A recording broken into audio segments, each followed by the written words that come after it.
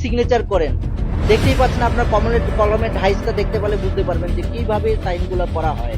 একই সঙ্গে বসে কোনো স্কুলে কোনো ডিউটি নেই, কিছু নেই, যা আসলো আয়ারাম আর গয়ারাম, আর বাচ্চাদের যে আমাদের পরবর্তী প্রজন্ম আছে ওদের পুরো ফিউচার হ্যাঙ্গিং অবস্থায় করে দিয়েছে। ক্যামেরাম্যান নীরেশের সাথে ত্রিপুরা নিউজে বেলতলি। ত্রিপুরা নিউজের পর্দায় আমরা আছি এখন বেলতুলি স্কুলে। বেলতুলি স্কুলে একটু চিত্র দেখাবো। আজকে এখানে একটা আপনার পরীক্ষা চলছে স্কুলের ছাত্রদের, কিন্তু একজন টিচার আছে মাত্র একজন, কিন্তু এখানে কর্মরত টিচার আমরা দেখতে পাচ্ছি। কতজন আছে আপনাদের এখানে কর্মরত টিচার? একজন কম্পিউটার আছে আপনাদের আছে না? 5 জন আছে। এখন কয়জন আছে? আপনি একজন আছেন। এখন এইখানে আপনি লিখেছেন ইন টাইম 7:48 এবং আউট টাইম 2:20।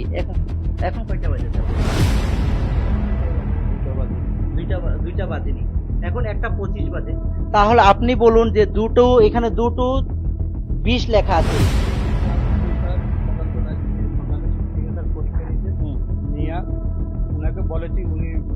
তাহলে আউটিং টাইমটা কিভাবে 2:20 হবে? ভুল হয়েছে না? তাহলে নিশ্চয়ই আপনারা সবাই। আর শুধু একটা জিনিস আপনার দেখাবো, ত্রিপুরাবাসীর জন্য আমি ত্রিপুরার এডুকেশন মিনিস্টারের জন্য একটি মেসেজ দিতে চাই আমি এখান থেকে।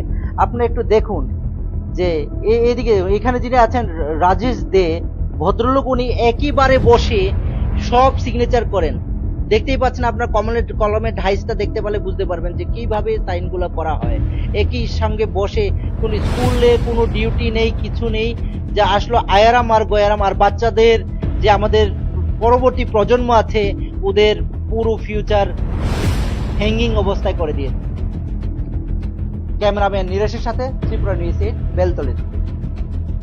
ত্রিপুরা নিউজের পর্দায় আমরা আছি এখন বেলতুলি স্কুলে। বেলতুলি স্কুলে একটু চিত্র দেখাবো। আজকে এখানে একটা আপনার পরীক্ষা চলছে স্কুলের ছাত্রদের, কিন্তু একজন টিচার আছে মাত্র একজন, কিন্তু এখানে কর্মরত টিচার আমরা দেখতে পাচ্ছি।